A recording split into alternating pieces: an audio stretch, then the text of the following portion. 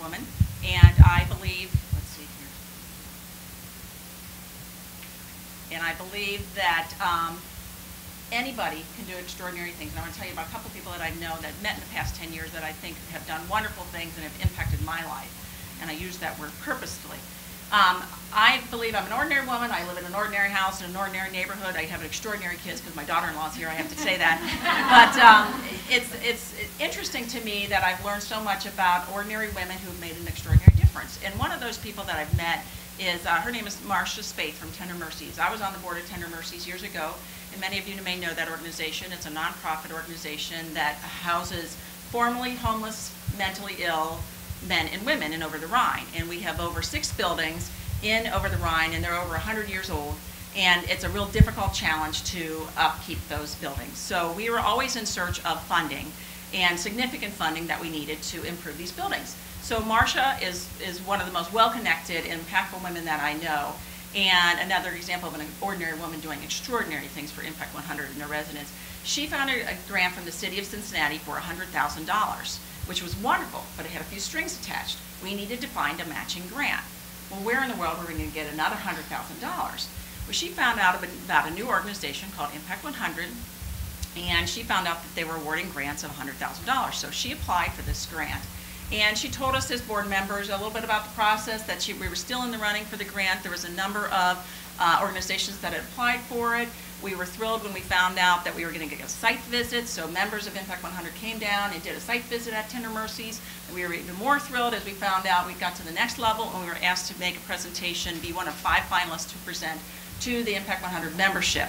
And as a board member, I got to go. I was privileged to go. And I can tell you, I just sat there in awe that night, listening to all 5 presenters tell their stories about what their agency was. Of course, we did the best, Tender Mercies did the greatest, but all 5 agencies, I could just tell, were so in need and would do wonderful things with $100,000.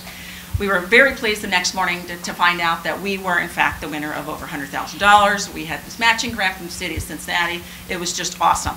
So we did great things for those residents and improving their security, dignity, and community. So here's Marcia's an ordinary woman who's made an extraordinary difference in the lives of the residents of Tender Mercies. But I was intrigued with this whole idea of women giving back and finding more about this organization, and I really wanted to learn more. So I found out about the founder of Impact 100. Her name is Wendy Steele. She's from Cincinnati. And again, an ordinary woman. She had been involved in nonprofit work. She had been involved in philanthropy. She wanted to make a bigger difference, a bigger impact on our greater Cincinnati community. So she had the great idea of getting other women involved in philanthropy, going through a very stringent grant review and grant solicitation process, and her idea was she could get more people to do stuff together than she could ever do on her own.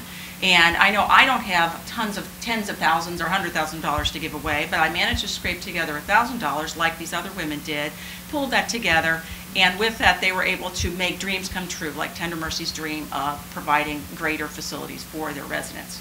So Wendy formed this idea. She didn't wait for somebody else. She did it on her own, and this was on the heels of 9/11, where she put this organization together.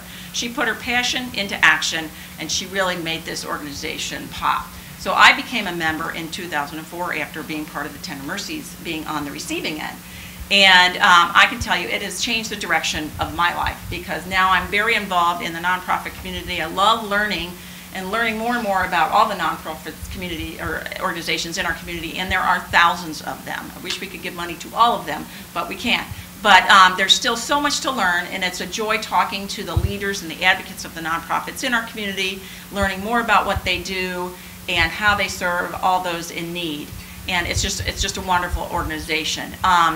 It's also been a privilege. I feel like I put my passion about Impact 100 into action by recruiting other members. I think Shanna was one I recruited way back when, to join Impact 100. I even talked my college roommate from Miami into starting an Impact 100 chapter in Chicago, and who knew that we'd be talking about beers and boyfriends in college, and then we're talking about philanthropy and fun many years later. So it's just been a joy to have all these connections to Impact 100, and my friend Mary Beth started the Chicago chapter, as I mentioned, and it's in Chicago. It's the 14th chapter that Impact 100 has basically been modeled after Impact 100, and all these ordinary women had started these chapters. They led, they didn't wait for somebody else to do it, they did it on their own, they put their passion into action and really started something, and they have invested, all the Impact 100 chapters have invested over $15 million back into the United States over the past 10 years. So it's all started by one woman. Whether you're a Marsha Spaeth or a Wendy Steele or a Jenny Berg, one woman can make an extraordinary impact. So that's my message to you is put your passion, whatever it is, into action. Don't wait for somebody else, because you can make a big impact. Oh, and here's some of our recipients. Prehistoric Food Bank is one of our recipients, and it's a great honor to know, to see these kids go home on a Friday and have food for the weekend. And I can feel like I've been part of that organization that helped make that happen, as well as our other recipients along the way. And Dress for Success is another example. They have a mobile transformation center that they are now driving around, helping unemployed women get a job, get interviewing skills, get dressed for an interview, and you know, it's wonderful just to say, hey, I've been part of that to make that happen. So you all can be part of something that you can make happen too. So take your passion and run with it. Thank you.